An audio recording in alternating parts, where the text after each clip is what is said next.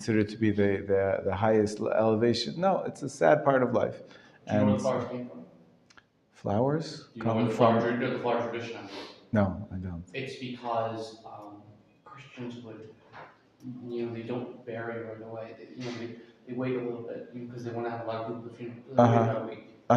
So what would happen is the body would smell. So they would put very aromatic things like flowers around the body. I see. That makes sense. I hear. We bury the day of if we can, or the next day if we have to. So it's right. So Sure. we don't have to smell the body. Right. There's a mitzvah in the Torah. You're not allowed to let the body lay overnight. We have to bury him that day. The truth is, there's many reasons why they would leave the bodies longer. They weren't quite sure of the moment of death in the ancient times. So there was even rules. There was regulations, government regulations, that you have to let the body sit because you don't want anybody knocking from the casket. And there's all sorts of stories. I heard one just the other day. I don't know. Anyways, let's get to our topic. We are learning about the Second Temple period, and we've opened up Pirkei Avot. So open up, please, Pirkei Avot. We're going to follow on a little bit long. We spoke somewhat what we do know about the Anshe Knesset Agdolah, how central they were to together with Ezra and his team, the last of the prophets, setting up the Torah as we know it. First of all, the Tanakh, canonizing the books, which ones made it into the Bible, which ones didn't. Setting up the text of the Torah, but beyond that, also setting up the system of brachot. Yeah, I started it. Yeah, it should be working. Yeah, setting up the brachot, the measurements, and really turning the Torah into a system which can be with rules and regulations. Rav Kook has a long piece about the Second Temple era, where he describes that, it's a little bit sad, but he describes that they knew. We mentioned yesterday the people that were crying, the elders were crying when they inaugurated the Second Temple. It seems to be that they knew that this was not the Third Temple. They knew this was not going to be the end, the final redemption. And so the theory goes that the sages, the people at the time of the Second Temple, the men of the Great Assembly, they were setting up a system for Judaism to survive even without the temple, even for afterwards, for the central, the temple worship is central to Judaism, but not only. And so we have brachot. We have around the country, they found 6 or 7 different Batei Knesset, which were from the time of the Second Temple era. In other words, there's the concept of having worship not only in the temple, is something that was developed by the rabbis during the Second Temple. And of course, they faced Jerusalem, but there was some kind of communal gathering, some kind of Torah study, there was some kind of prayer service which they had even while the temple was still standing. I assume they didn't pray for the temple to be rebuilt. I assume that was added later. But the essence of the concept of there being, a ritual and all these halachot which were kept both personally and communally, surely this was what the Anshe Knesset Agdolah were starting to do. So we started yesterday. We skipped to the end of the Second Temple period. We're already in the Hasmonean times, or Greek times, at least we say with Shimon HaTzadik. He was Mishiarei, it says at the end of the first second Mishnah, and Pirkei Avot, he was one of the remnants of the last survivors of the great assembly. So, and then we continue on. The next Mishnah says, Antignos Isocho Kibel Mishimon HaTzadik. Antignos, it's a very Jewish name, right? It's a very Greek name, right? From the town of Socho, and he received, again, the point is that there's a chain of tradition. He received from Shimon HaTzadik, and he said 3 things. We're going to skip over them. Look to the Mishnah Daled. Yossi ben Yoezer. Here we have a dual team. It's not one to the other, Shimon to Antignos. But here we have, who's the students of Antignos? This is the beginning of what are known as the pairs. Mishnah Daled, the 4th Mishnah says, Yossi ben Yoezer. Ish Tzreida. V'Yossi ben Yochanan, Ish Yerushalayim, Kiblu Mehem. They both had the name Yossi. They were two different people. One was from the town of Tzreida, one from this town called Jerusalem. And they both received. Now, our tradition tells us that these pairs each were leaders of the Jewish community. One was the leader of one was called the Nasi, president. One was called the head of the Sanhedrin.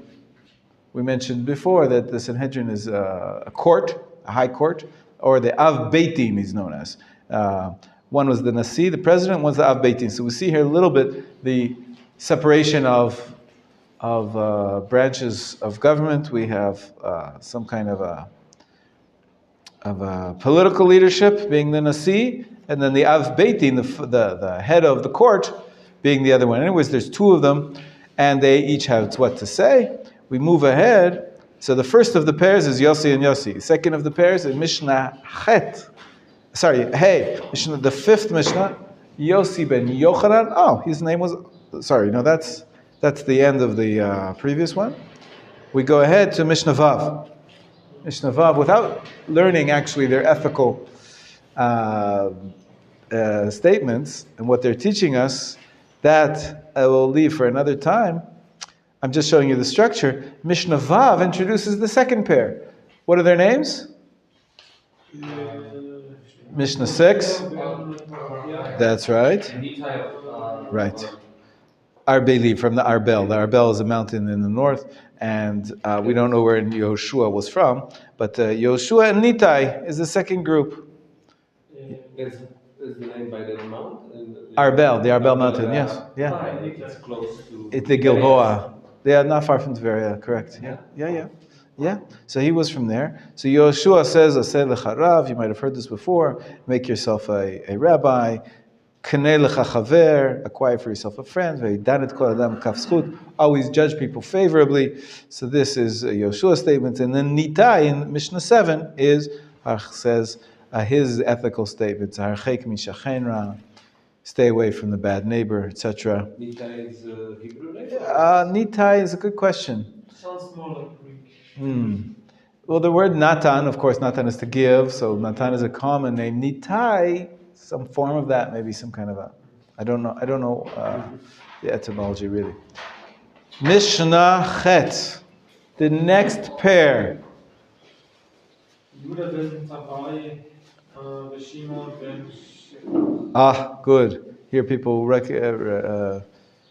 mentioned the other day, I think it was Micha, good morning, you mentioned Shimon ben Shetach as being one of the last pairs. Now, it's sort of in the middle, I guess it's the third. This is the third pair.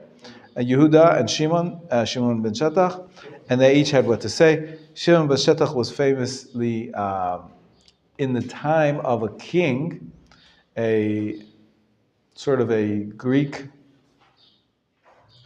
king by the name of Yanai. Yanai was a very ruthless ruler. He killed all the other scholars except for Shimon ben Shetach because he was married to Shimon ben Shetach's sister. So he left him alive. And Yanai was a horrible, horrible king who killed all the scholars. We see that this period of the pairs, this is at the latter part, the end, towards the end of the of the Greek rule. And it was a tough times. In the end, there's many, many stories about how he revived, essentially he revived the Torah, Shimon ben Shetach, after during this terrible persecution of the Greek lords. And you can see they were intermarried, right? He was married to a Jewess, and he had a very complicated relationship with the rabbis. Next pair might be familiar to you. Actually, they were known as Gerim. They were actually converts, Shmaya and Avtalyon. Mishnah 10, everybody see? Okay. The next pair, Shmaya and Avtalyon. Also very, Avtalyon is definitely a Greek name. Shmaya is more of a Hebrew from Shema. But these were one of them was the Nasi, and one was the Av Beitim. And finally, the final pair we get to in Mishnah 12. right? After we have Shmaya and Avtalyon, and 10 and 11 is Hillel v'Shammai. Ah, you've all heard of Hillel. Hillel and Shammai. The canopy system with the. No, that's his great-great-great-great-grandson 6 generations later. That's at the end of the Tannaitic period. We'll get to that later. But this is the original Hillel. The original Hillel, he came from Bavel. He was a great scholar. He had. This is the stories of, they tell the story about Hillel, who so much wanted to study Torah, but he was so poor. He didn't have any money. So he came and there was apparently an admission fee to get into the Beit Midrash. He didn't have it. So he climbed up to the roof and he lay down on the roof so he could hear through the chimney, and there was some kind of like a skylight there, and they started to ask themselves, it's really dark in here today, why is it so dark? And they realized, oh my gosh, there's a person up there. And they took him down, and they realized, okay, you really, really want to study. They let him in, and it turned out that he was the lead, such a great scholar. There was a big debate about a certain matter about smicha on Yom Tov. Are you allowed to? What is the tradition about putting your hands on the animal? Do you do it on Yom Tov or not on Yom Tov? On Shabbat, falls out on Yom Tov. Anyways, I don't remember the details. He had the answer, and he had a tradition from his ancestors, the great rabbis of Babylon, and they realized that he was such a great scholar. He became the leader. And then, of course, the many, many, many stories about Hillel and Shammai, how they had, both great scholars, both had different approaches to life, to students, to teaching. They each created a school of learning, a Beit Midrash, a yeshiva, and they were called Beit Hillel at Beit Shammai, the house of Hillel and the house of Shammai. And the Mishnah is full of many, many, many machlokot, many debates between the house of Hillel and the house of Shammai. Who do we paskin like? How do we decide halacha? The majority. Usually we follow the majority. Here we have a special rule about the house of Hillel versus the house of Shammai. Who do we follow? House of Hillel. Right, we always follow almost always follow the house of Hillel. The house of Hillel gets the nod. There is some kind of an unwritten tradition that maybe in the future days we're going to change and follow the halacha of Shammai. In any case, Hillel, in many ways, and his students, they're known to be a little bit more lenient. And that seemed to, I guess the idea is that for our situation where we're not in control, where we don't really have all the freedom of religion that we would like, or we're sort of under the gun of the pressures of life and government. So Beit Hillel usually gets the nod, although there are exceptions. It's interesting that the Beit Hillel, Beit Shammai, must be tens and tens, maybe over 100 disputes that are recorded between Beit Hillel and Beit Shammai. As we said, standard is we always follow Beit Hillel. How many debates between Hillel and Shammai themselves do we find in the Mishnah? Very few. Maybe 8 or 9, as far as I can't remember the precise number, but very few. In any case, Hillel and Shammai were the last of the pairs, and we'll talk about what happens after them. But Hillel was he came from great lineage. He was the Nasi, and Shammai was the Av Beitin, until they had, they were really formative years of setting down the halacha during this period of the pairs. And after that, we get to, as you can see, the Mishnah Yud Bet, Yud Gimel, Yud Daled, all Hillel, lots of Hillel, famous aphorisms of Hillel, and then Shammai, and after Shammai, Mishnah Tet Zayin goes ahead. Sorry? Yes, Mishnah 14. It's one of my favorites in the entire Bible. It's a famous one from Hillel. Im ein ani li mili, kshani la'atzmi mani, ve'im lo achshav matai. If I am not for myself, who will be for me? And if I'm only for myself, what am I? So, Not now. if not now, when? Beautiful, yeah. So many. Shammai also had a good one, but then I want to show you the next step is Rabban Gamliel. Rabban Gamliel, Mishnah 16. And then his son, 17, Rabban Shimon ben Gamliel, and 18, and that's the end of the first chapter. And finally, in the beginning of the next chapter, we have somebody called Rabbi Yehuda Hanassi, who's famously known as. Now, I want to point out to you that this chain that we just said, from Hillel to Rabban Gamliel to Shimon, his son, is actually, and then there's actually another Rabban Gamliel, which is not mentioned in the Mishnah. This is the chain of the Nesi'im, the presidents. The tradition is that the president had to be from the Davidic line. So Hillel was from the Davidic line. As I said, he had ancestry that and of course scholarship that he received from them when he came from Babylon, and he entered the scene and took over in the land of Israel and became the final pair. After them, really there were pairs, but we talk about a different era. We'll discuss that soon. But after him, Rabban Gamliel became the first president, where the Nasi, I'm translating it as president, although maybe you could call it prince. We all know that Rabbi Yehuda the prince. This is minister, maybe. But when it goes towards Sar? Sar is minister, but where do you see Sar? It says No, I'm asking. Nasi. Nasi is the word. That's not Nasi. mentioned in the original. It's not. It doesn't say in the text. No. What we do have in this one, I wanted to show you that Rabban Gamliel, as you can see, what do we usually call the rabbis? What is their moniker? The title, Mr., Mrs. What do we call them? Rabbi. So in the land of Israel, they called all the rabbis Rabbi. Rabbi Shimon, Rabbi Yehuda. We talked about it the other day. Rabbi Akiva, Rabbi.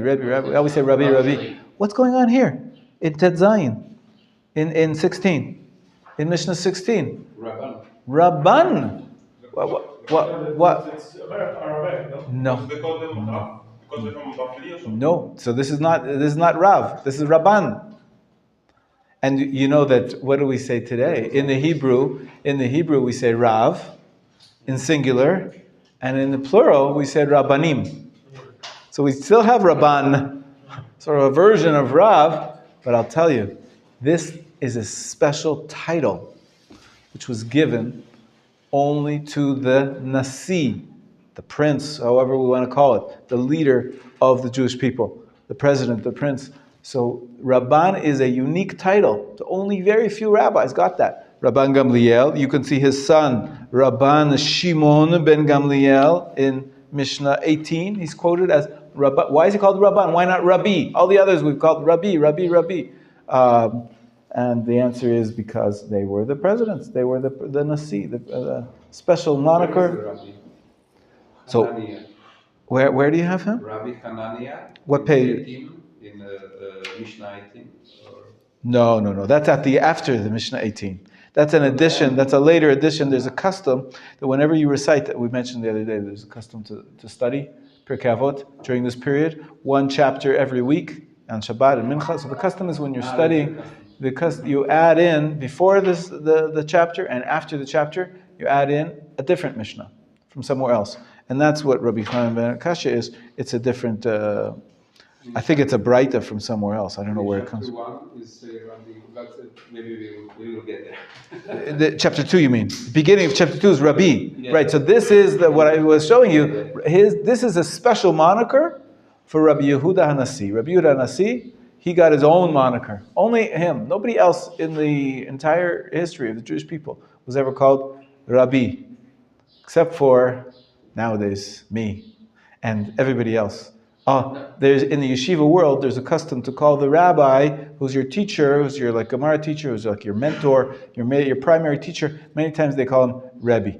My Rebbe said this, my Rebbe said that, your Rebbe, my Rebbe. In the Hasidic world, it became the title we give to the Rebbe, right? The Hasidic leader. Nowadays we use it differently. But in the text that we have from 2,000 years ago, Rabbi was only for Rabbi Yehuda Hanasi. All the others, Rabbi Akiva, Rabbi Shimon, Rabbi Shimon. And if you happen to be the Nasi, Rabbi Yehuda was a Nasi, but he didn't get the title Rabban. Rabban Gamliel, Rabbi Shimon ben Gamliel, the other Rabban Gamliel, they all were called Rabban. Rabbi Yehuda Nasi is special. Among all the Nasim, he didn't get the title Rabban. He was so central, so for some reason, he used the moniker Rebbe without any name. They didn't say Rabbi Yehuda. They called him Rebbe. Rebbe, this was his name. That's who's quoted at the beginning of the second chapter. But that's already skipping ahead to the Tannaitic period, to the period of the sages. We'll get to there soon. Yes? So the yud that's at the end, it's like, as you would say in modern Hebrew, Rav Shali. Like that's what it means. Like that's what it means, my Rav. Correct. But in those days, it wasn't, I don't think it was specifically conjugated that way. It was just the title. Okay. The title, like in Bavel, they called the rabbis Rav. We'll get to Bavel, Bezrat Hashem, also soon. And in Eretz Yisrael, they called them Rabbi. Like, what do we say today? Rabbi, in English, right? Rabbi. So Rabbi is like rabbi. It's the same thing. So this was the what they were all called. It's fascinating that most of the pairs that we just went through, they don't have any title. Yossi ben Yoezer, right? Yossi ben Yochanan, and Hillel and Shammai. We don't say Rabbi Hillel. We just say Hillel and Shammai. So apparently, during that period, that was the custom to not give people any monikers, any titles. Shmaya and Avtalion. Nobody says Rabbi Shmaya and Rabbi Avtalion. That happens more in the next era. So everybody take out a piece of paper. If you need one, I have one here. I'd like you now to start, take out a piece of paper and a pen. And do you need a pen? Anybody need paper, pen? Everybody have something to write with? I have some here if you need. And we're gonna. I'd like you to have the task to write down, like we did in the first two eras, first two periods, the red and the orange. Now we're in the yellow period of the Second Temple. Write down the major personalities and events that we've spoke about during of the Second Temple period. That's it, Second Temple period. Like we did in the first two periods, right? No markers this time? Wait, first we write down on a piece of paper. Everybody write down all the names that you can remember. And then... I thought this was something you were turning in, but no. Not yet. No, this is for you. This is for you. Try to remind yourself of this, a little bit of a review, everything we did. I remind you, we started off from the Tanakh, right? The ending of the Tanakh period, moving into the period of the Second Temple. Some of it is recorded in the Tanakh, and some of it is recorded in the Mishnah, Pirkei Avot. And we spoke about the different empires. An empire could be considered to be a personality or major event. So let's see what you remember from the last few days we've been studying.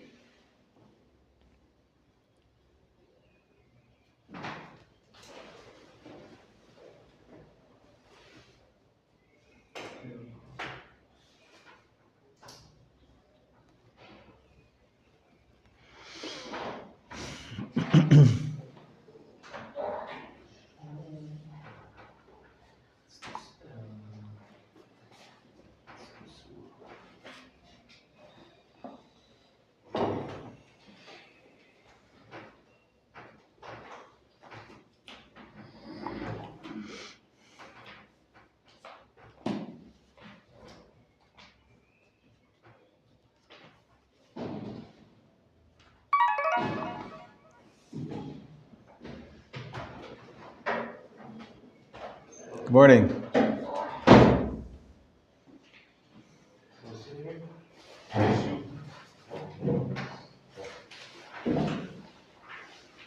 Right down some of the weapons in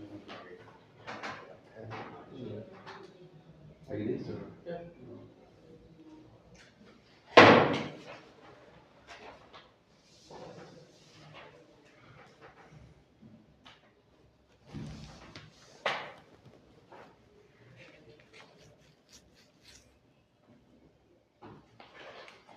Nice keep, Ariel. Thank you. It's really good and comfortable. Very special person here too. Huh.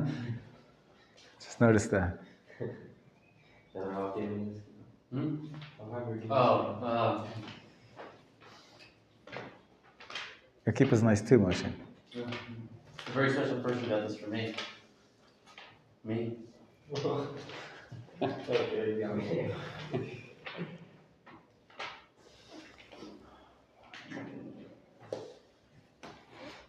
So people and events, okay?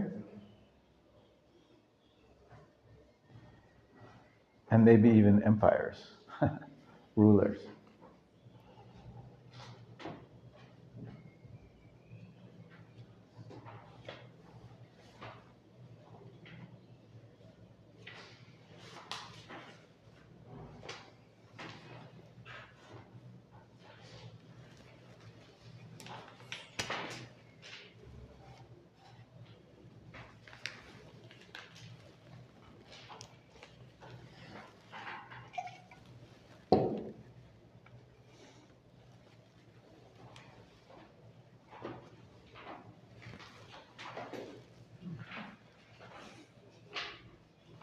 I have over 10 easy, even without writing out all the pairs.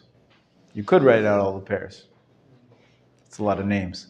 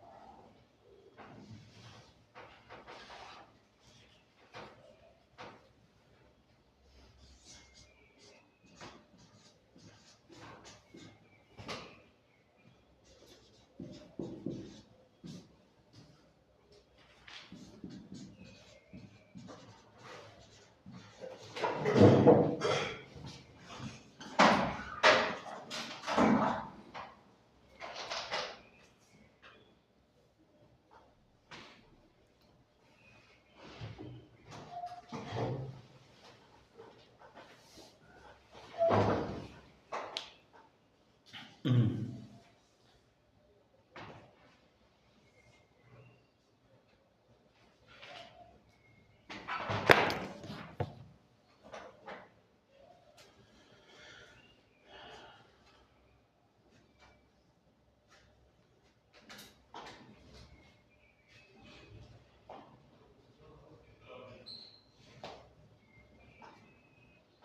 We are the second temple in the sages, which Only Second Temple. the second temple. Okay. Also, Rabbi Gamaliel was second temple, right? Excuse me? Rabbi Gamaliel also second temple.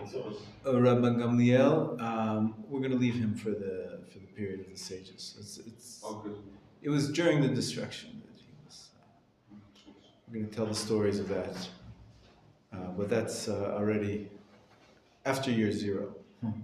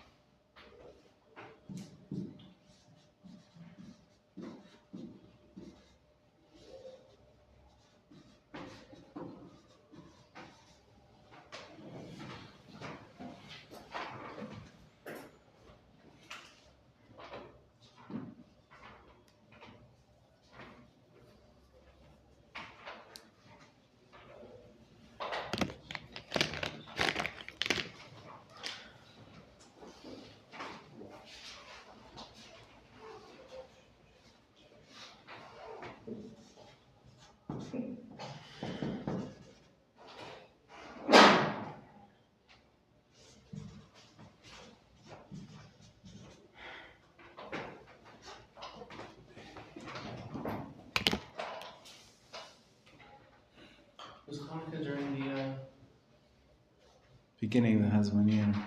oh, yeah, okay, yes, it was.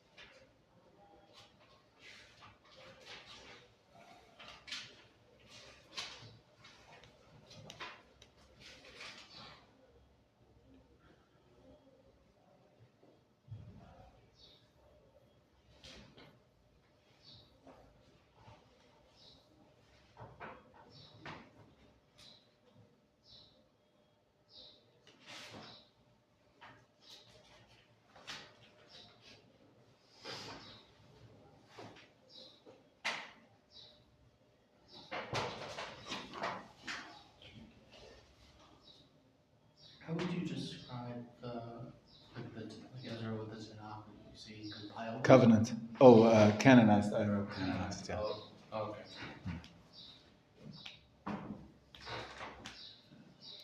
Okay, a few more minutes.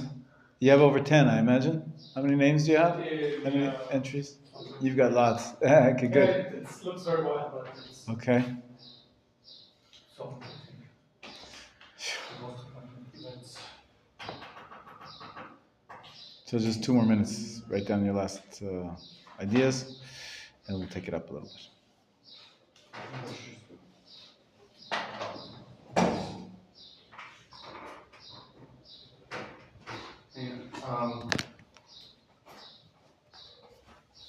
The Antipanisa Gedola was first temple? Or Say again? Antipanisa Gedola? No, second That thing. was It's good we're doing this exercise. Get things straight. Yeah. I don't think it was that. So the Mishnah was Yeah. written down in the period. Year 200. Oh, okay, so. Sages. to the same- Yes, definitely. Definitely.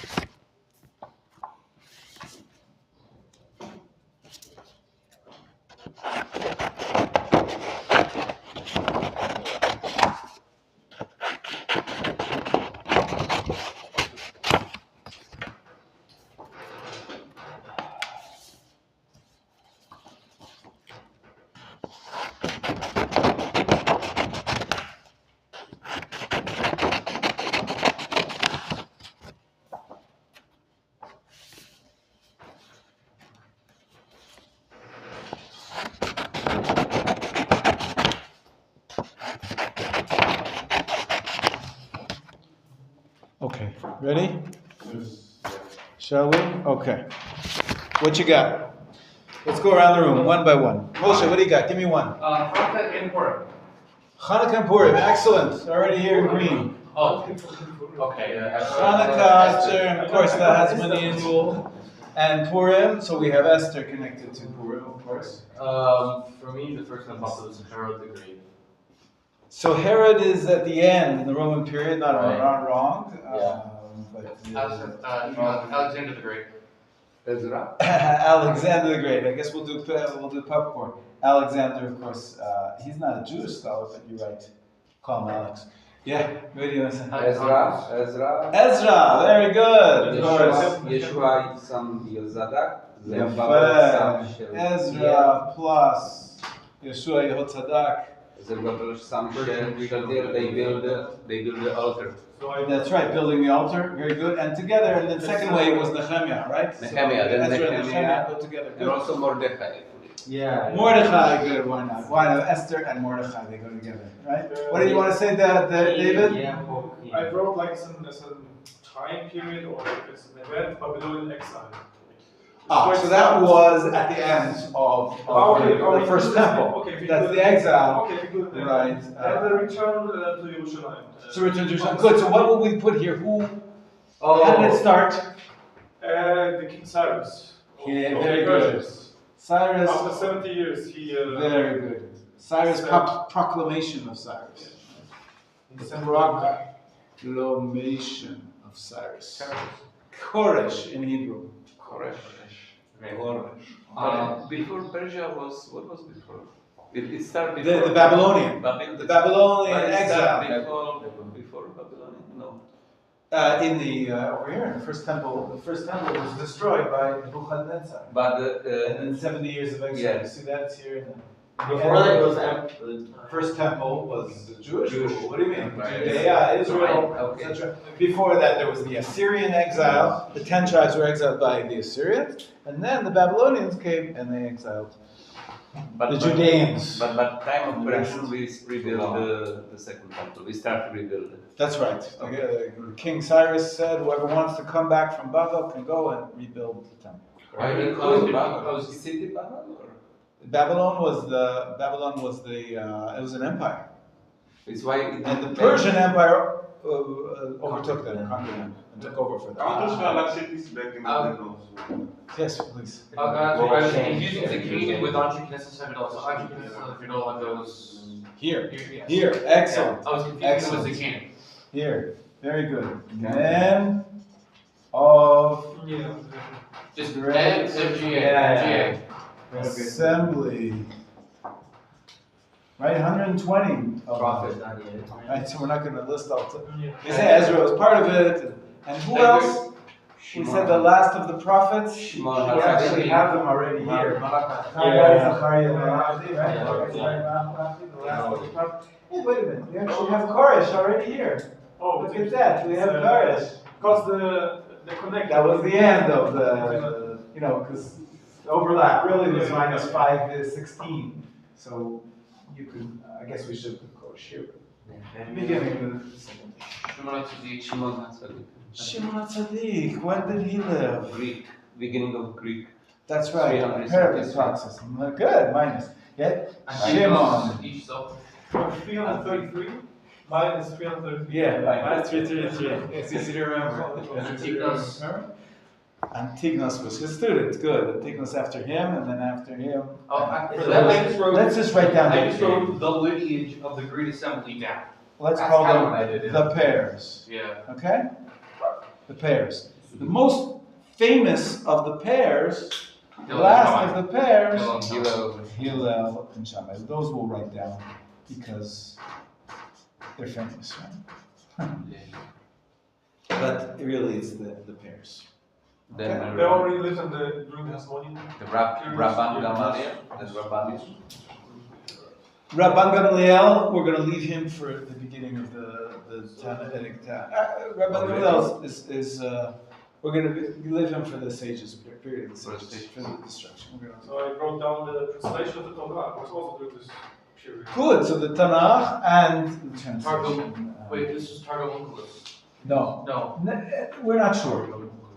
The Targum was the first real translation and commentary that we have of our Jewish sources, but they say he was more towards the beginning of the next era, beginning of the period of the sages, end of the Second Temple period, and quite pretty soon, close to the destruction. So he's talking about the translation to Greek. Yeah, he's Yeah, talking about the- translation. okay. The Greeks forced the translation here. Very good. Okay, anything else? Anything else? Any other people that we mentioned? That's later. That's in the period of the sages. Hanukkah. Yeah. So we have Hanukkah with the Maccabees, right? We could say they. Judah the Maccabee, you might have heard of him. Yes. The Jewish Maccabees. independence from the Greek for. That's right. 200 years. The Rambam says 200. But it's approximate. We had some sort of independence during the Hasmonean. See, I already put in Persian, Greek, Hasmonean, and the Roman. The Roman Empire, they say, started about minus 30, towards the end of this period. Herod was a representative Maybe we of can. the Roman period. Yeah. Are there some prophets in that time? We can. We mentioned them that Before. together with Ezra and Yeah. Nehemiah. We said Haggai, Zechariah, and Malachi, but we put them into the Okay. end of the first temple. But after them, there wasn't. No more prophets. No. That's right. Okay. None of the great assembly, the rabbis take over. Mhm. Yes. I also had this guy, Ben Sira. Interesting. So we mentioned that when Ezra, one of the things that Ezra did was to canonize the Tanakh, what goes in, what doesn't go in, and Ben Sira was one of those books that's quoted by the Talmud, it's quoted by the sages, but it didn't make it into the Tanakh. Like Shoshana. There's something called the Apocrypha, a collection of books, which usually only appears in the New Testament. They have the New Testament, the Old Testament, and something called the Apocrypha. Apocrypha is a collection of books which are from various periods. Most of them are later. Some of them only existed in Greek translation. For example, the Book of the Maccabees. Yes. We refer to it. It was written by Jews who were, the Hasmoneans or descendants of the Hasmoneans. It describes what happened in the Hasmonean revolt and the whole story of Hanukkah, and we take the history from there. Although, all we have is a translation from the Greek. We don't have the original in Hebrew. If it was written in Hebrew, but it was also probably written in Egypt 100 years later. So, anyways, it didn't make it into the Tanakh. So it's part of the Apocrypha, if you will. Sort of books which are not in part of the Tanakh. So Ben Sirah is another one. It's a wisdom. It's like Mishlei. Yes. It has words of wisdom, but it's not in the Tanakh. Okay. But it represents like very the time of thinking from that time, right? Correct. Sure. We can learn a lot from those books. That's right. We take wisdom from everybody, but there's a difference between wisdom, and the difference is we say what is in the Tanakh is considered to be the Ruach HaKodesh. A lot of the Apocrypha is on Safari. Good. Yeah, you can get everything online now. It's amazing. But I noticed also like in that period, there are a lot of people, a lot of books were compiled, also like books with names of other sages, other prophets, but they were written later. But in that time, like I think the Sefer of Hannah Also come from that time period, Also right? that time period. Yeah. And not Right. But who are the people behind it? The 120 men? So Ezra, together with the 120 men, they decided that only these books get into the Tanakh and the other books are not. So there were other books around, and there were some interesting. During the Second Temple period, there was also a whole other issue that we didn't discuss much, and that is that there were other sects. Famously, we found when we came back to Israel, Dead Sea Scrolls. in the Dead Sea Scrolls, the Essenes, right, the Sadducees. There were people that there were arguments. There were groups. There were groups that what's known as the Prushim. They were, as far as we're concerned, they won. Right? They're the rabbis. All these are the Prushim. Those people that were separated off with all sorts of strange beliefs about the world to come, and about reward and punishment, and about the halacha that we speak about, that the Great Assembly set up, that ruled the measurements and the texts and all that. So they had their own. They disagreed. They went off and they said, for example, in the Dead Sea, you can go there and visit. You find many of their writings. You can see them. There's even a dramatization of how they would live. They wouldn't eat meat and wine. Different customs. Some of them would fast, many more than the 4 fasts which the rabbis declared. And so there's a lot of other rituals. Which they were primarily scribes. Writing the texts was a big part of their religion, writing down the holy texts.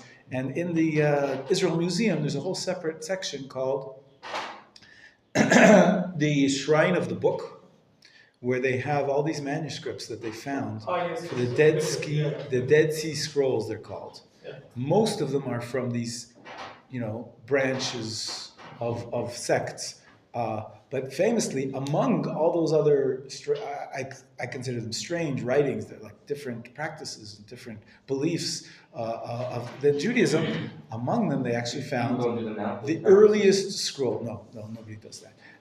We found them, the earliest scroll of the Yeshayahu. Almost about half, I think, or maybe more, of the scroll of Yeshayahu. The first earliest text that we have of one of the books of the Tanakh is preserved amazingly. Apparently it's very dry there. I was there. I was actually physically, 30 years ago, I did a tiyul. I skipped school. And I went on, my friend took me, and he convinced me it was a unique, you had to get to, there's a special cave, it's called Me'arat HaIgrot, the cave of the scrolls. Where they found them. It's in the Dead Sea, next to the Dead Sea. The Qumran caves, Qumran. And so you have to get it. You can only get in there by doing sneppling. You know what sneppling is? It's with those. You go down the wall with a rope, with a rope. What's it called? There's a special word for it. The only real separate sect of Judaism left is the Karaites. Correct.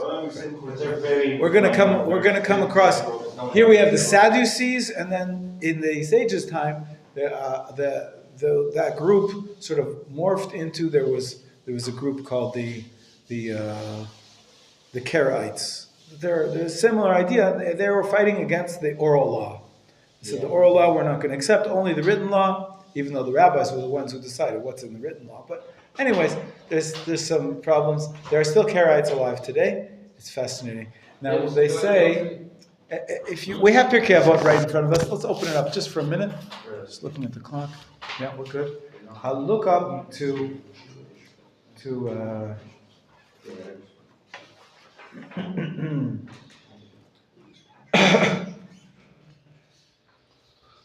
take a look at Mishnah 11, chapter 1, Mishnah 11. Avtal Yom. One of the last pairs, he writes as follows. Be heedful of your words, lest you incur the penalty of exile and be exiled to a place of evil waters. And the disciples who come after you will drink thereof and die, and the heavenly name be profaned. Most commentators explain that this refers to his students who went off and became part of these sects.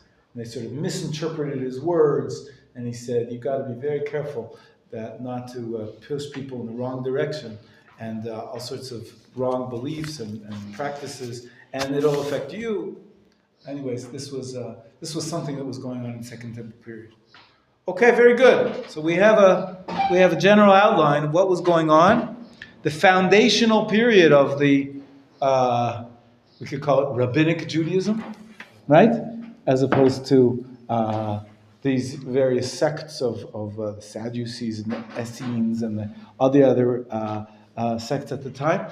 And of course, it goes together with the completion of the Tanakh, Ezra, the men of the Great Assembly, and then throughout this troubled period, many different empires, the Jewish people sort of formed what we know of, and all these oral traditions later on in the next period they get written down. That's what we're going to focus on next. But before that, let's get busy here, and I want to give these out.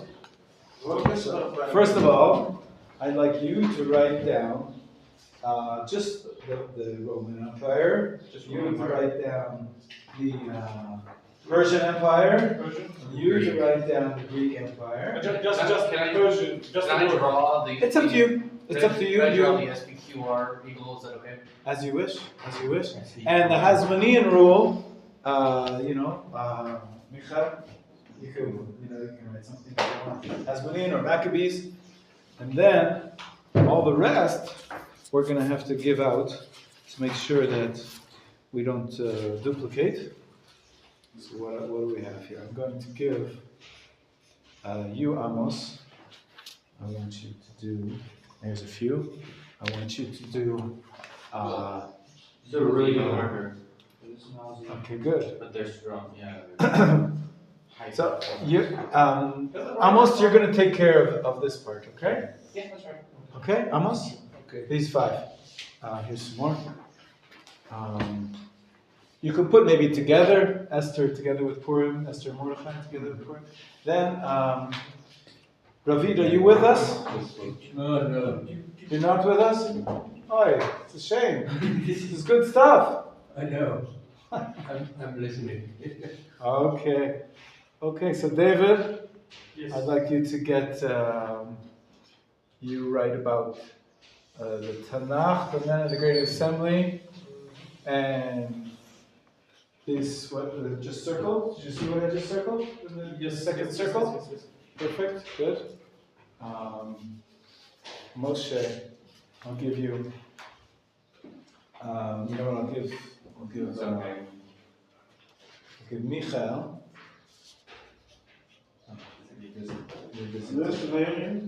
What do you want me to do? Michael, I want you to take these. I want you to also, you see, I want you also to write about these guys. Okay, Michael, you see the pairs, Hanukkah, the Maccabim, and these other sects. Okay, if you need more pages, I have. Here's some more. I might need a few different cards. And the last little bit will be from David. We do Hillel and Shammai, and maybe Harry will. But in that question, Weinberg, I have a question. You know, in Talmud, like nowadays days, the Hasidim, right? But there was a group wide what Hasidim Talmud talks about them. That's right. But they were like separate. Totally different meaning to the same word. But they were like a group within a group, like. Yeah, we don't know too much about them as a political group. Probably the word Hasidim originally in that context probably refers to pious people, not necessarily a political group. Yeah.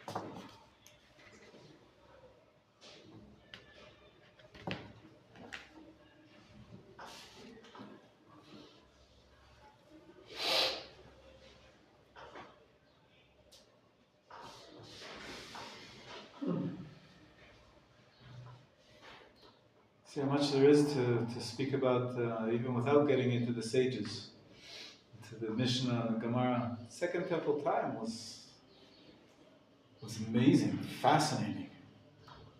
We didn't get into the details of that. We have a lot of detail about the Hasmonean rule, the different rulers, different infighting between them. Yeah. Unfortunately, believe it or not, because of the infighting between the different Hasmonean rulers, they actually invited the Romans in to Israel. And once they came, they stayed. And that's what we always say about the infighting between us is what causes the destruction.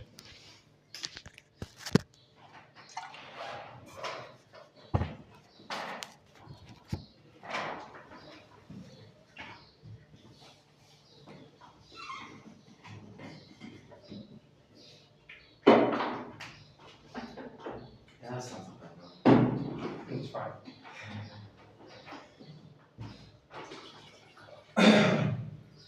Wait, did I pick did you get to pick me?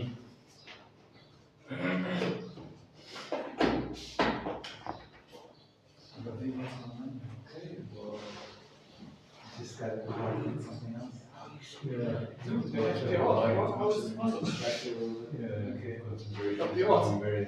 What is that? It's from the Google and it's a question. That's important to be. Oh, that's the year right there. Look at that. Yes, do what you can.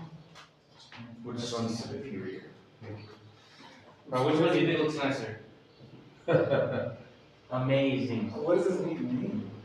The Senate, the popular Senate, the Roman popular Senate? Roman popular. Yeah. That's my keyword.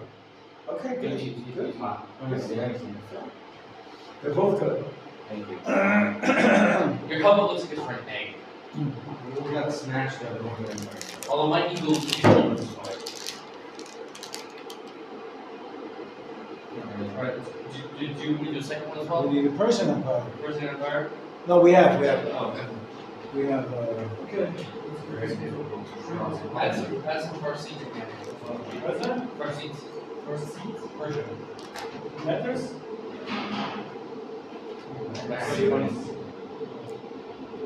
We got a picture of the shop. So where's your Roman Empire? Give it to me, I'll put it up. Which one do you want me to do next? We decide I think we should be done. I don't know. Was ik nog klein. Who's doing, David, are you doing a Herod? Did I ask you to do Herod? And Hillel and Shammai? Did I ask you to? Yes. So Moshe, you do Herod, okay? Herod. What should we do? The temple. No. You could do the like a picture of the Kotel and that type of Herodian stone, Yeah. which is both in the Kotel and the. Just draw the Kotel. Something about building. Just draw the Kotel Plaza? I mean, Well, I would do Herodian stone as a background. You know what Herodian stone looks like? No. It looks like this. You have here's the stone, and you have edging. It's like indented all around the edges. All the Kotel stones are like that. And then the next one also has edging. Yeah, So 30,000 people was doing it? I don't know. I don't know if we have a number. Could be. Don't know.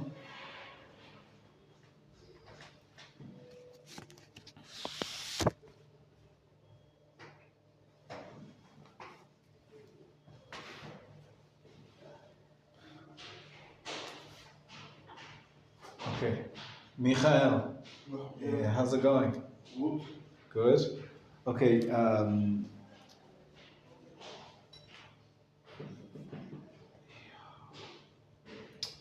Ariel, I would like you to do. Okay. Do you have Persian Empire? Yeah. Please. Wow.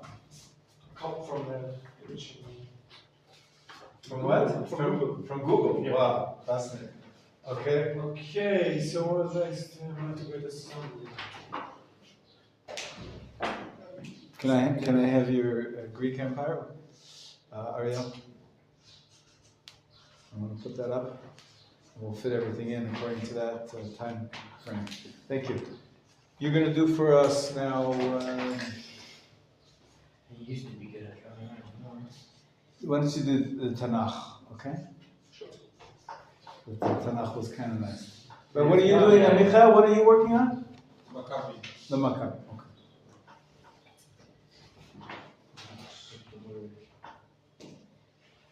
lose perspective, it's not working so well. It's actually looking rather nice. Okay. Who's got the Hasmonean Empire? Anybody do that? No. Tanakh, canonized and translated. Yeah.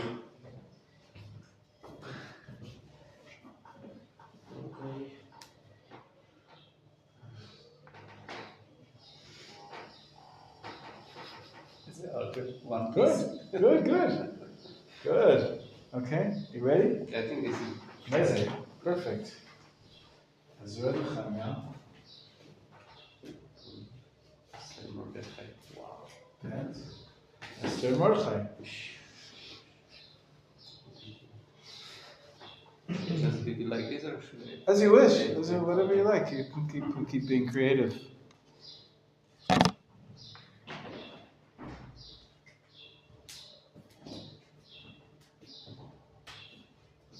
So this is Hanukkah? So just write the word Hanukkah, please. So everybody can understand your art. With the hevig. Usually it's C-H-A. You can do it in English. We're doing English. Here in America. C-H-A-N. Well, eraser? Eraser. Yeah, you can just say rubber unless you You need know, something for your this car. word rabbi I learned in school. We learned British English in school. I know. British people don't say rubber either. They say Oh, it. they do? They do. So anybody has an eraser? You guys say white out in British English? I must have Eraser. been Whatever's here. Can I use the? They just refer to the Oh brand no, name. wait. What do you want? Eraser, rubber. There's another rubber? Oh, this one. Yes. I thought this. Oh, this is the one. And then if you need brown, here you go. Like it actually shows what is brown. So perspective. So who's doing Perspective stone. the Hasmonean rule? Who's going to do it? I think I don't know. But I can do it. Like a one. I can do some actually. Silly me.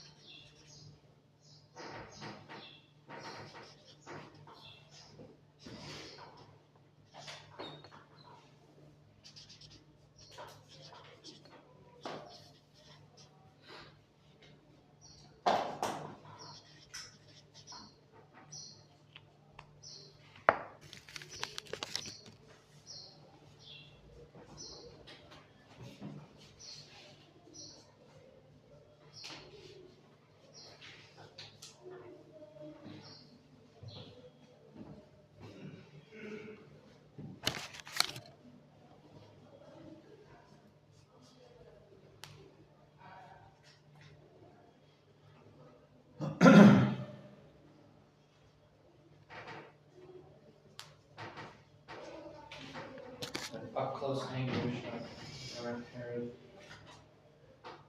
Nice.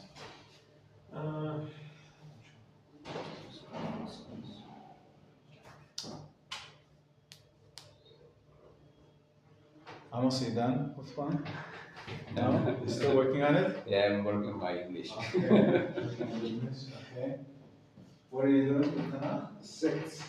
You know, The Paul, sixth, if that's you look in the speaker, you might be able You to have find Tanakh? this in Czech. I have it in Czech. Yeah, I forget to take my.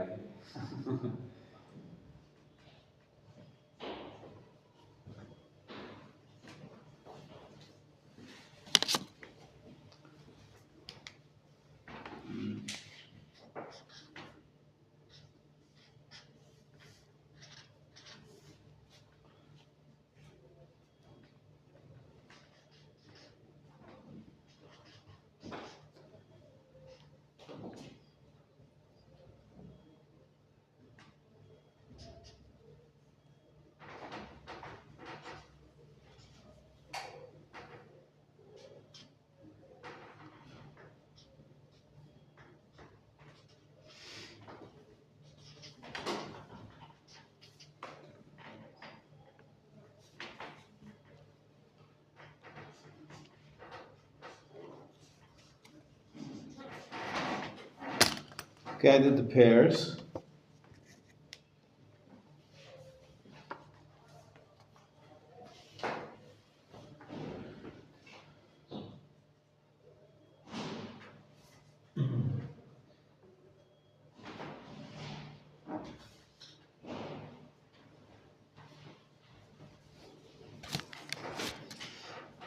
Is that okay?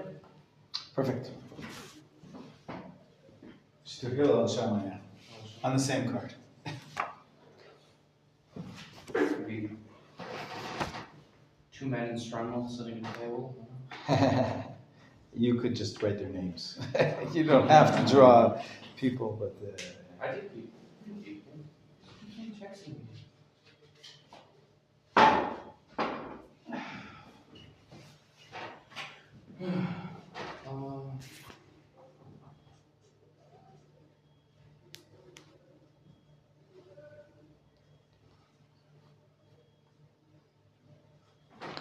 I need to get some more of this blue tack stuff. I'll be right back. You guys make sure that all of them are done around the room. See what needs to be done.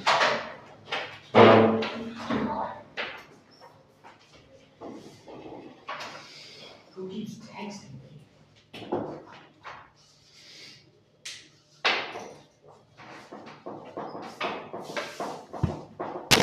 Oh, yeah, okay. Man's of the great bully. Kill the second. Nations. Where does it first mention? 12?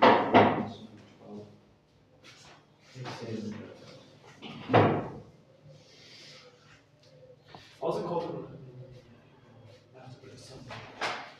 Anshe Knesset Sakala.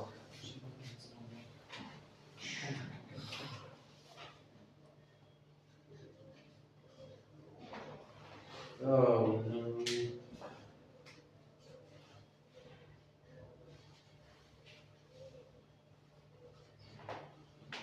I don't know what I just made. What is that?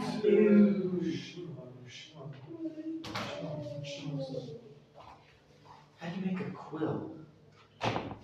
It's fine, it's fine. I know, but kind of. Shimon Hasadik.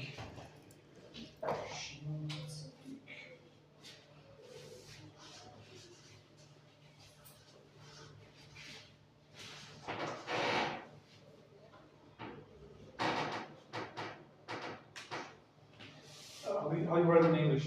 T-Z or just Z? What? For Tzadik. TZ.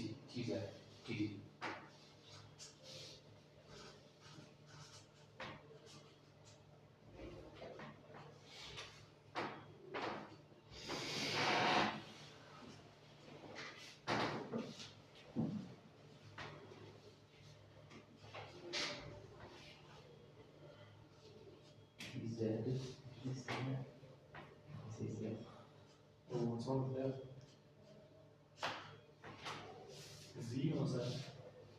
What's the difference? British pronunciation versus American pronunciation.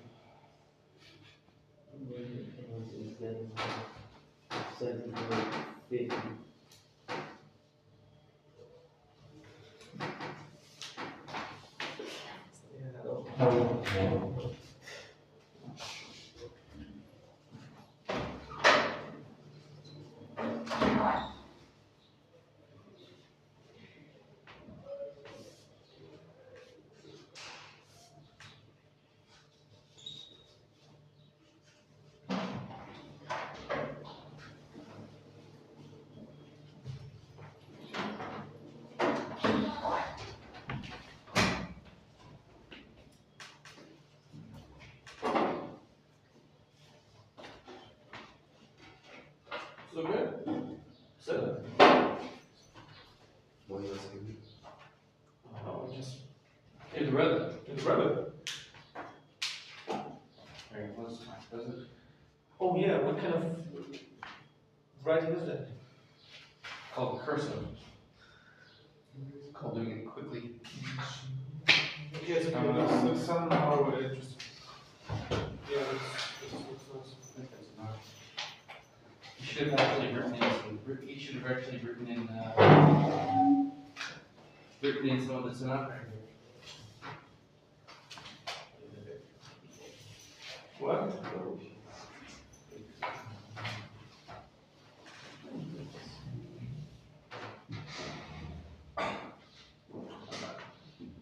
Oh, that looks pretty good.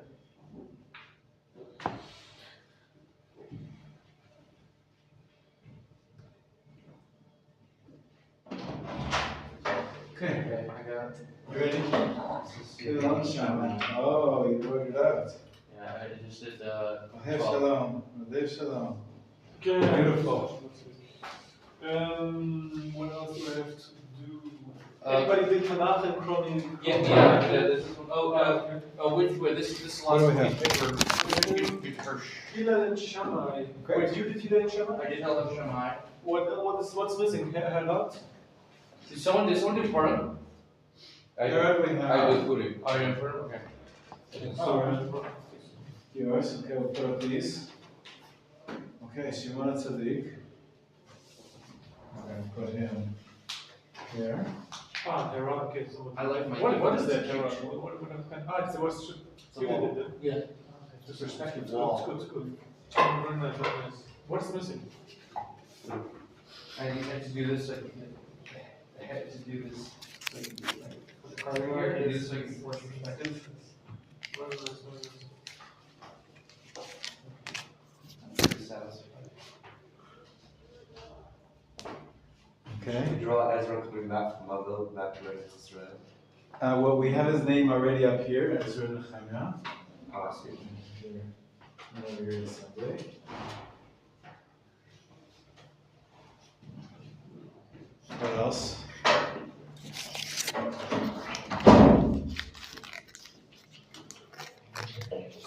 Pretty good.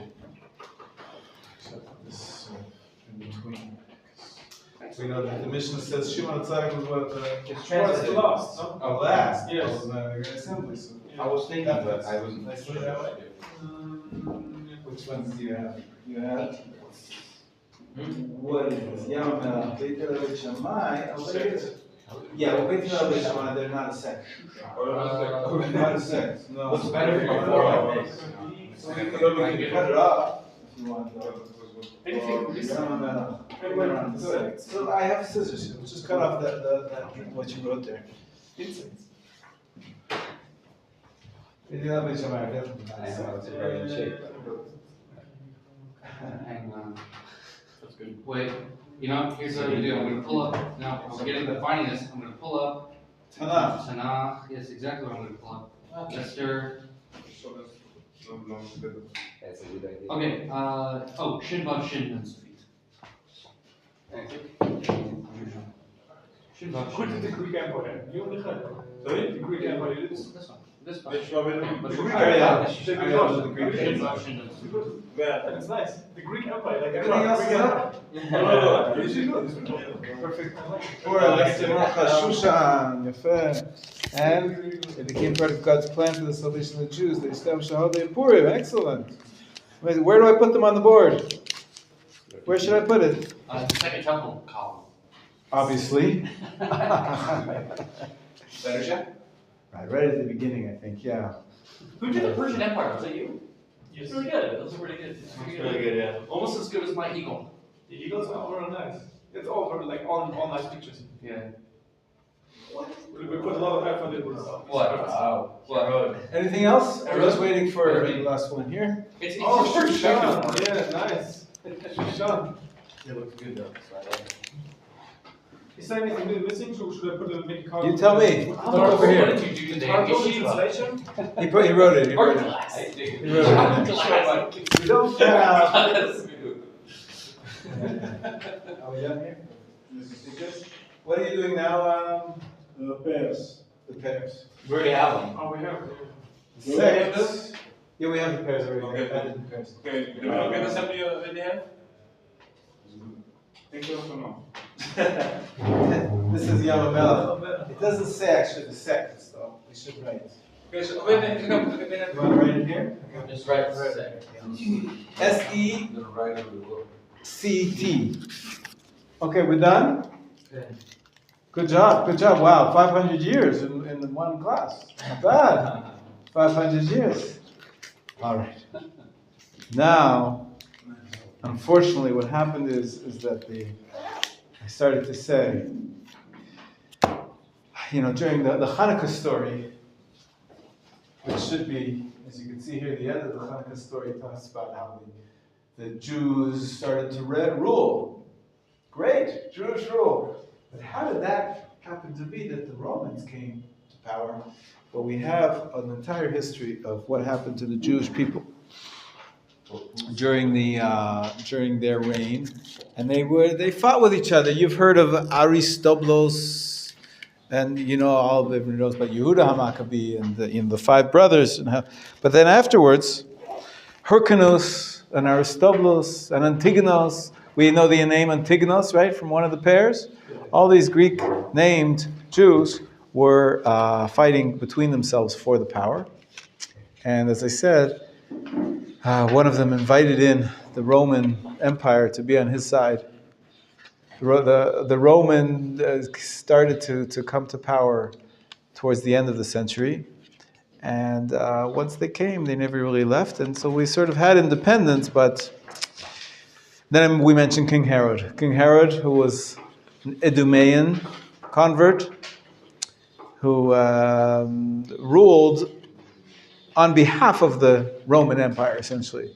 His power came from his being friends with all those Roman officials. Where I live, by the way, you saw it coming into Tekoa. It's known as Herodian. Herodian is one of the palaces, one of the many palaces that Herod created. He was a massive builder, a really master builder. He built not only the Kotel, he had a specific stone type that Moshe tried to recreate for us on a page.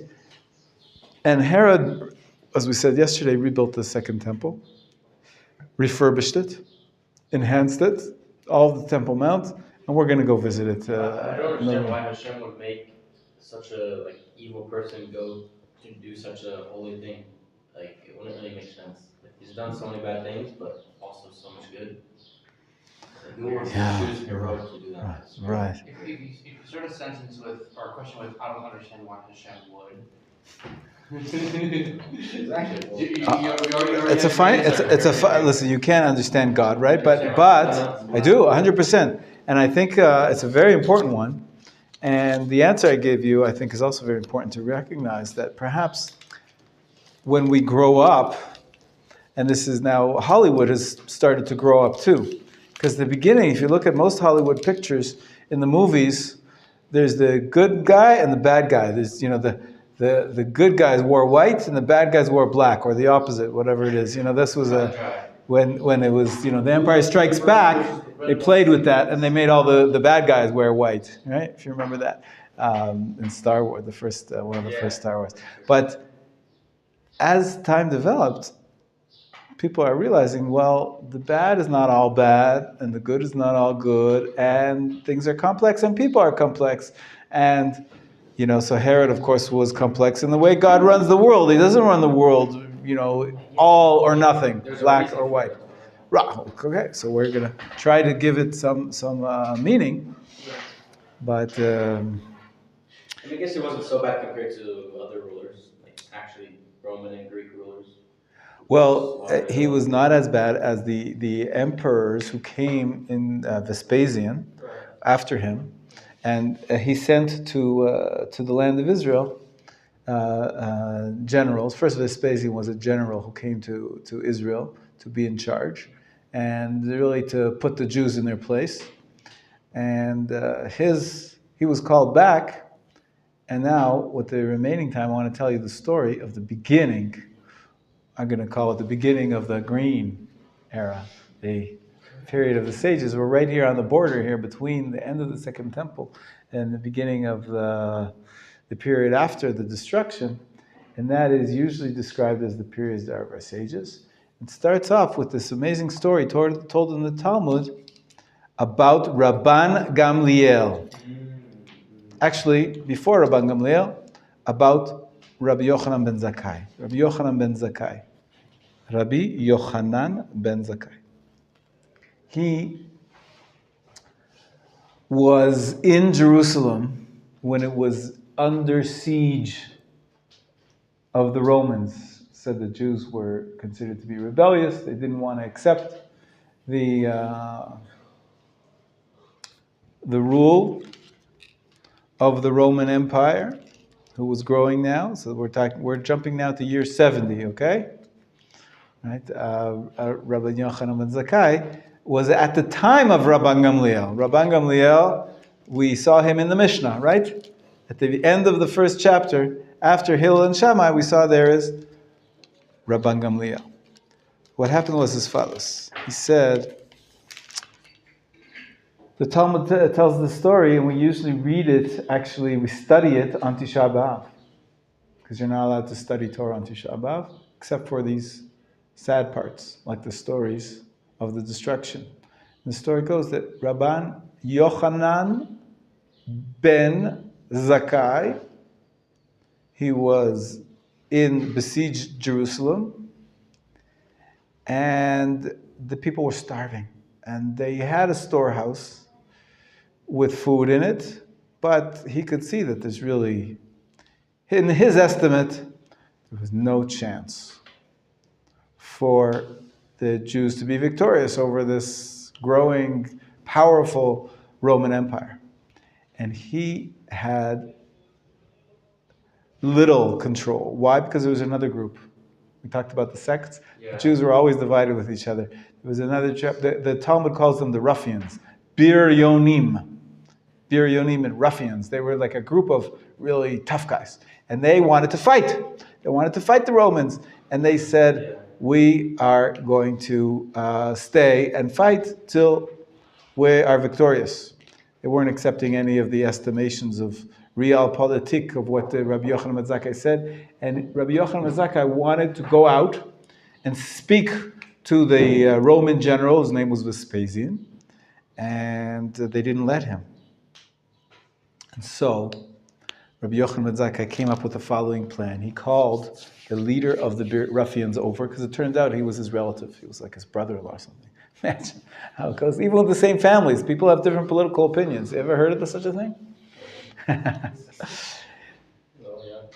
And he said, I need to go speak to the general because I don't want everybody to die. This happened right after there's a movie. We should actually see it. I should bring it in. We shall see it. Maybe tomorrow. We'll see part of it. It's a movie just recently made, not tomorrow, so maybe next week. It's about this period. It starts with this story. It's about the period where there was groups fighting against the Roman Empire. It's about the destruction of the Second Temple. Destruction of the Second. It was recently made by an Israeli fellow with artists from Romania and from all over the world. These amazing. The whole thing is made up of slides, pictures, drawings, paintings that these artists drew, and it's narrated by one of some of the best actors in Israel today, and people are amazed. It really came out as a very, very powerful presentation of the destruction. It's called The Destruction, I believe. And it tells this story. So what's the story? You want to say something before I tell the story? If you really want to bring it in, I think it'd be great to. It's available on YouTube, I think. Yeah, it's Okay. fine. Yeah. No, but I'm saying that I think that'd be a great idea. I don't know if there's English, but yeah, I'll look into it. I'll look into it, and if we bring it in, we could get a projector here, no problem. Or I bring in my computer. It's a small group. We can, see it around the computer. Popcorn is key, no question about it. I have to check. I have to check out the details. In any case, the ruffians, we'll call them the ruffians for lack of a better word, they were fighting against the rabbis, Rabbi Yochanan ben Zakkai, and they burnt the storehouses of food of the other group of Jews. Zealots. You could call them zealots, if you will. They did the Hellenists were like not being anti-Roman enough, or whatever. Kind of. Yeah, kind of. Okay, I wouldn't call them Hellenists, because Hellenists goes back to the Greek period, right? We're talking about now Those who weren't being mundane enough in their eyes. That's right. So basically they shot themselves in the foot. And so now the people were starving because the game was up. They don't have any food to eat. So the head of the ruffians devised the following plan with Rabbi Yochanan ben Zakkai. He said, okay, he says, what I want you to do is we're going to bring me a piece of meat that is stinky, old meat that has gone bad, right, without refrigeration. That happens pretty quickly. And we're going to spread a rumor that I died. Rabbi Yochanan ben Zakkai fakes his own death together with his students. And he says, everybody's going to come and they're going to cry. And then we're going to put the piece of meat in the coffin next to me. I'll be lying in the coffin alive, but there'll be a piece of meat, so and then we're going to go to the Roman guards that are besieging Jerusalem, and we're going to say, listen, we got to bury our rabbi. And you only bury outside the city. So they have to let me out of the city. So they'll let me out of the city. But what's going to happen? They're going to test to see that he's really dead. They don't want anybody, smuggling themselves out. So they're going to want to stab through the coffin. And so then they say, well, they can't do that. But they'll want to weigh the body to see, because a dead body weighs more than a live person, apparently. And you'll be able to tell the difference. So he said, no, only my students are allowed to carry my coffin. He'll make this rule that and he brought his closest students, that they carried the coffin, and when they got to the Roman guards and they wanted to stab it, he said, yeah, you can't stab our rabbi, he's the greatest rabbi. And so he got out.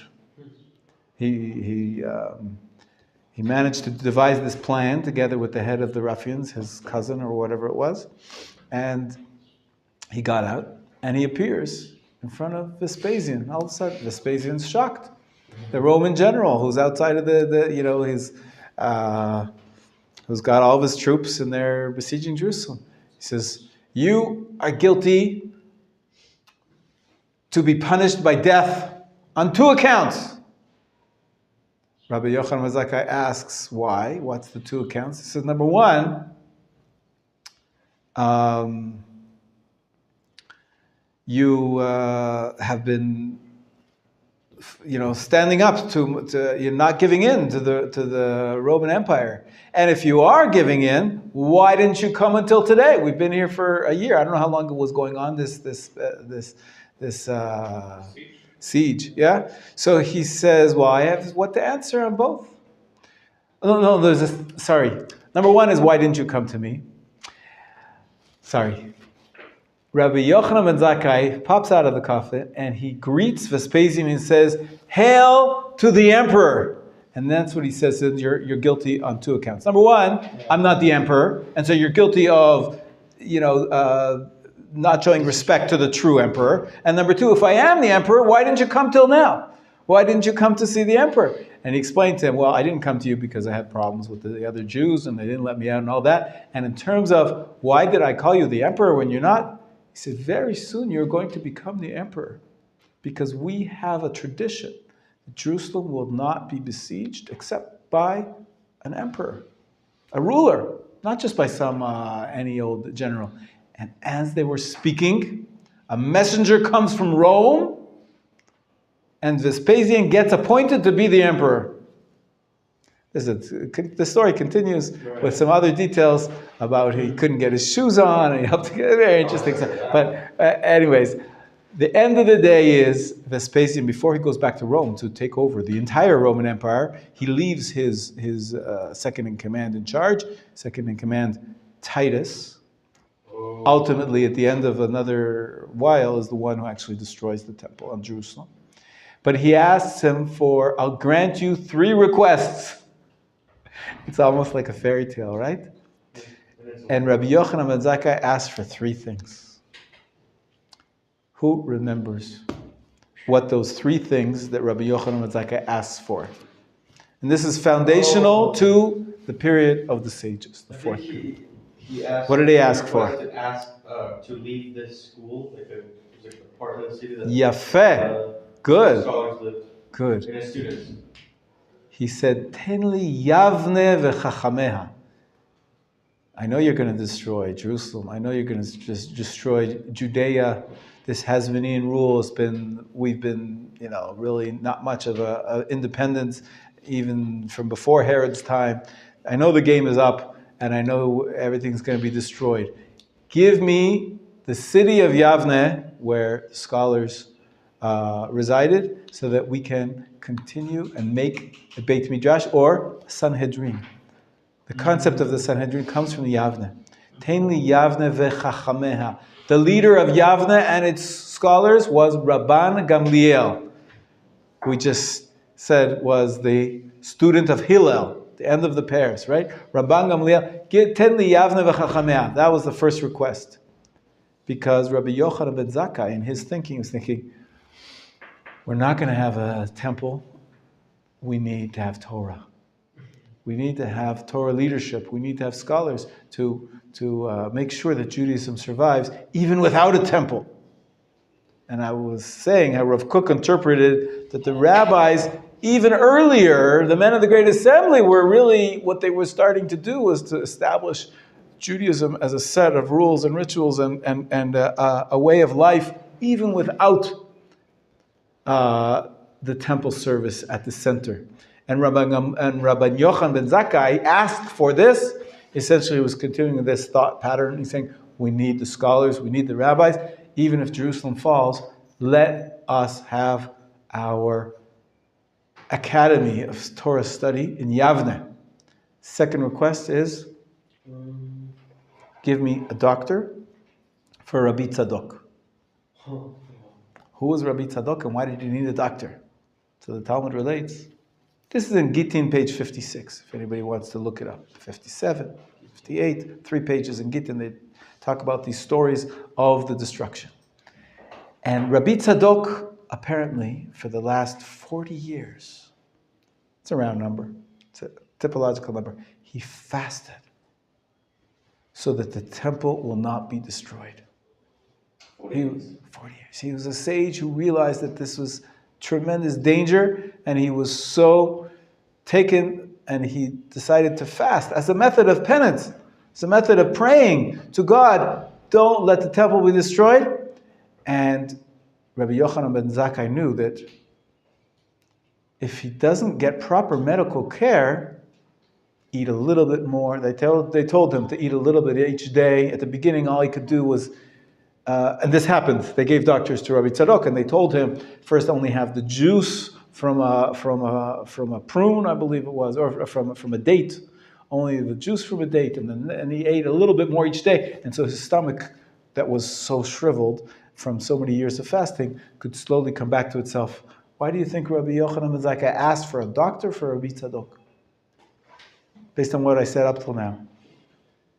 Because He fasted for the temple, and now that the temple's destroyed, he can't fast. Okay. it doesn't make sense that he I don't fasted know, I really don't know. since it's sure that the temple is going to be destroyed. It And doesn't make sense that he fasted. he won't fast anymore, but why is that so important? He needs him to, like his wisdom, his knowledge, to. Okay, because he was such a great scholar, but I believe there's something more symbolic here. Symbolic that even when we mourn, and then we got there will be a cure for our situation after that. We need That's right.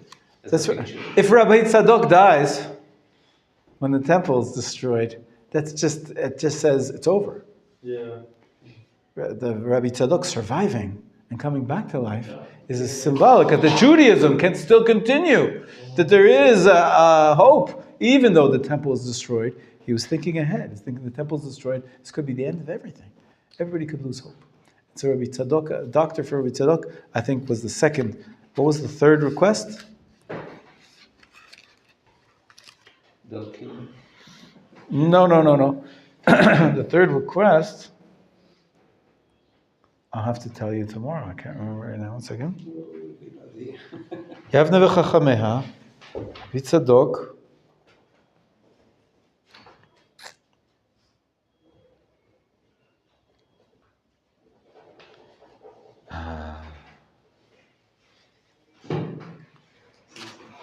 And I can't remember the third. I'll look it up by tomorrow morning. Not tomorrow morning, by Sunday. B'ezrat Hashem. Maybe you can look it up also in Gittin, page 56. But the bottom line is, he was granted the wishes. Yavne and its sages were saved. Rabbi Tzadok was saved. Titus, have you heard of the Arch of Titus standing until today in Rome? Oh, yes. The Victory Arch, he actually went ahead and destroyed the temple and took the vessels. They're depicted until today on the Arch of Titus. There's the famous menorah that they were carrying the captives, and he exiled the rest and killed many, many people. And this was famously in year 70. This is the the beginning of the period we're going to discuss B'ezrat Hashem next week. The period of the sages. It starts pretty much with the destruction of the temple. Of course, we start from 0 to 500 to keep it nice, 4 periods. But we've gone through 3 out of the 7 periods of Jewish history. 1,500 years we've covered, from the foundations to the first temple to the second temple. And hopefully we're getting a sense of where we're going and where we came from. And all these, it's a little bit strange. We have the Tanakh. We just spoke about the Tanakh being canonized in the Second Temple era. We believe that the Tanakh was written earlier. It was only edited, collated, canonized during the Second Temple period. Yeah. Of course, there's some historians who want to deny the earlier tradition of Judaism, and they say, no, all this stuff, it all comes from the Second Temple. Our tradition tells us, no, it was recorded only and finalized in a form of a book during the Second Temple period. But actually, Yoshua, Moshe, all these people lived 1,000 years earlier, right? And the kings, this was in the First Temple period, all those kings. The actual books we found Yeshayahu. We found Yeshayahu. But that, again, it's a scroll that was written in the Second Temple period, right? We found it in the Dead Sea Scrolls, right? But according to our tradition, it was actually written by a fellow called Isaiah, who lived in the First Temple period. That's in the Orange period. Even though we only found it, we found evidence of these writings in the Second Temple period. Actually, these are older books. And the older tradition of Judaism, not only for the First Temple period, but even from hundreds of years before, in the Red Zone, in the foundational period when the Jewish people were created, the forefathers, the Exodus, the conquering of Israel with Yoshua, and is an amazing find. I'll end with this find. We don't know if it's true yet, but if it's true, this is revolutionary. It's going to change the entire field of biblical scholarship. Because just recently they announced, I'm talking about a few weeks ago, I don't know if you heard about this. They found a little amulet dated to minus 1200. Okay, that's the red zone. They claim that it's the earliest Proto-Hebrew writing, the earliest writing which mentions the name of God, Yud, Ke, Vav, and it's found from that if the writing is found, they couldn't open it because it's so fragile. They found a special, actually in Prague, they found a special laboratory in Prague which can see through. It's made out of lead, can see through the lead, and it could read the writing inside. They haven't published the findings yet. They made a big press conference, but the academia is very upset because we can't celebrate this as being true until you publish it. Anyways, if it's true, it's the earliest Hebrew writing, dating way back to the red zone. Wow. The first find which has some Hebrew writing from the red zone. Up until now, the earliest Hebrew writing was from the first temple period, and more in the second temple period. But this is predating, right? The first Hebrew writing we found here in Jerusalem. They found Yevarechecha Hashem v'yishmerecha, Yeher Hashem panav v'decha v'chuneka. It's in the museum, in the Israel Museum here, on a piece of tin. A young boy found it actually. He was on a tiyul. You mean the Birkat Kohanim. I was there at videos of that. Amazing. That's the earliest Hebrew writing as of now, but as of 2 weeks ago, perhaps this predates that by like 600 years. If this is found to be true, this is really an amazing finding, which makes all those doubters, all those scoffers, all those people say, they're what's called the minimalist and the maximalist in terms of how literally to take all the stories of the Tanakh from Yoshua and Shoftim and Shmuel and Melachim, all that, before we get to the first temple period, all that earlier stuff, we don't really have archaeological evidence. But if this is true, then it's a whole new ballgame. Be'ezrat Hashem, hopefully it gets published. When it is published, I'll let you know. They found it on Har Eval, the Mount of Eval. I'll tell you more about it another time. We have to stop.